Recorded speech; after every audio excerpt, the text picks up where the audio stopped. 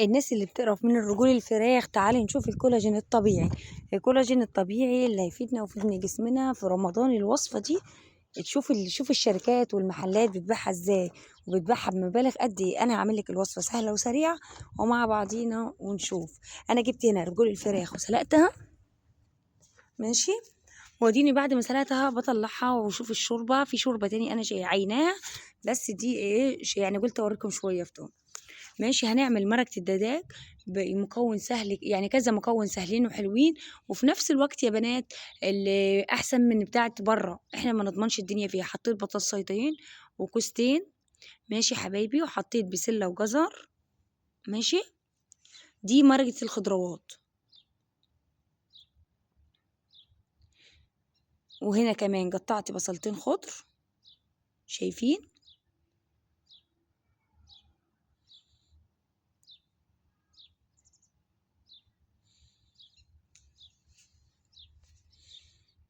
وشوية بقى بعد ما هقطع البصلات الخضر هحط شوية كرفس،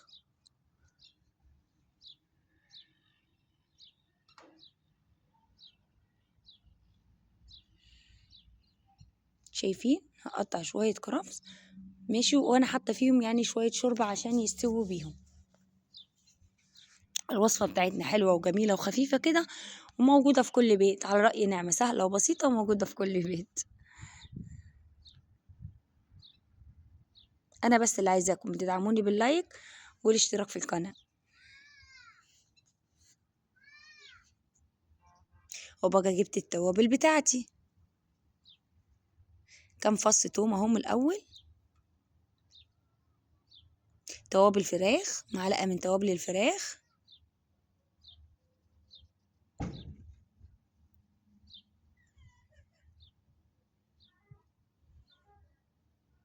واحط معلقه توم باودر ومعلقه بصل باودر اهي.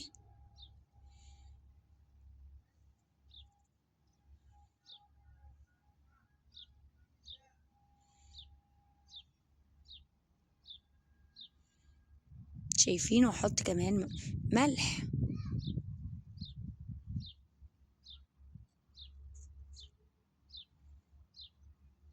وهقلبهم كويس وهحطهم على النار يستووا. اديني ولعت البوتاجاز وحطيتهم على النار.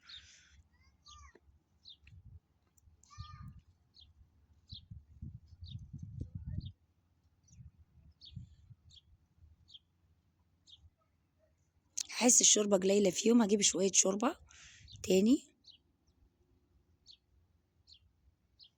من حله الفراخ.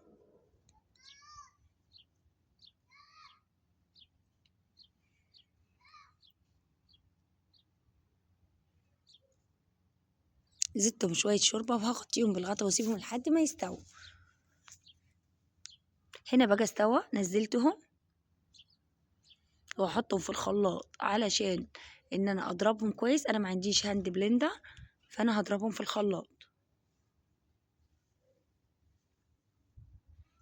هعبي الكميه كلها معاكم.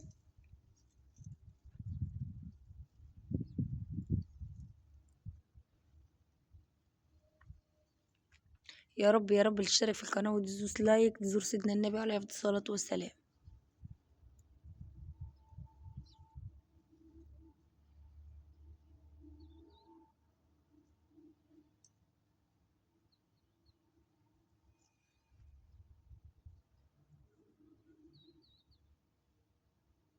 طلعت انا الكميه كلها اهي.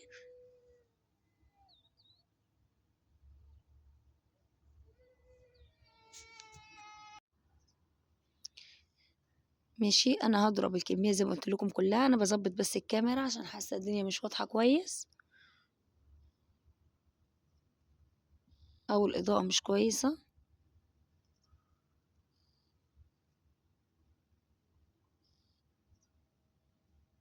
هركبها في الخلاط وهضرب الكميه كلها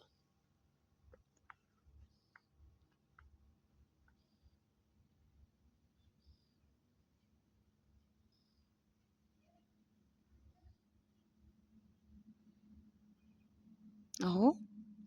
هضرب الكميه كلها يا جماعه.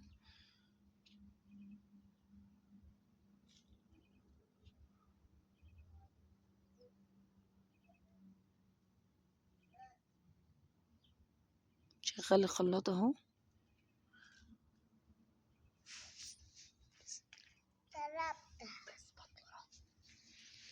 ماشي، بضرب الكمية كلها.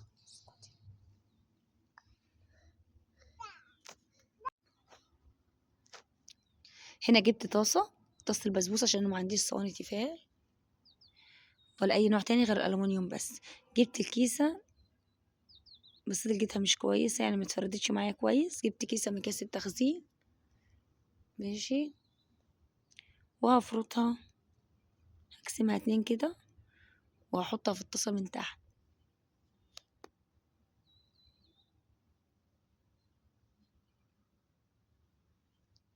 وهكب الكمية، انا قسمت الكمية على 2.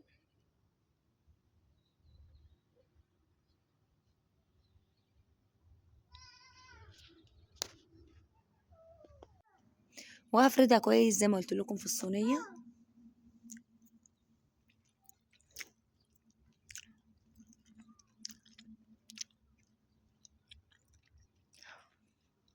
المهم فردتها وجبت صينية تاني وفردت كيسة تاني.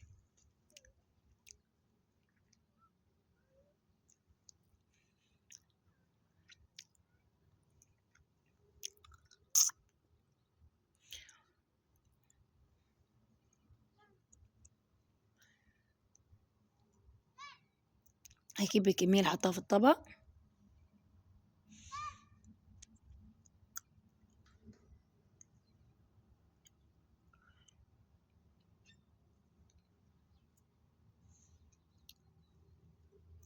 هسويها برضو بالراحة.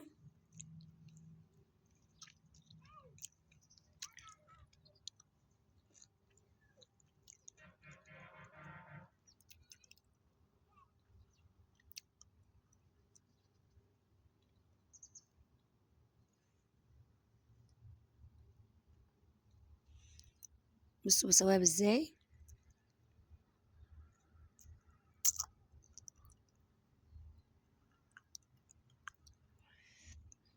وهدخلها الفريزر شوية.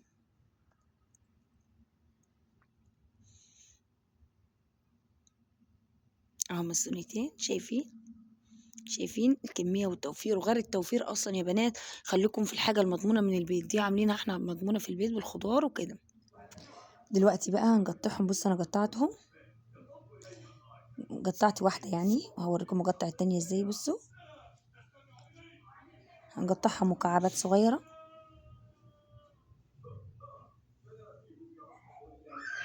شايفين؟ لو سمعت دوشة في الفيديو ده ابني الصغير.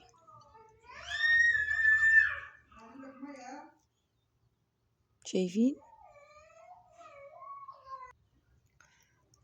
شايفين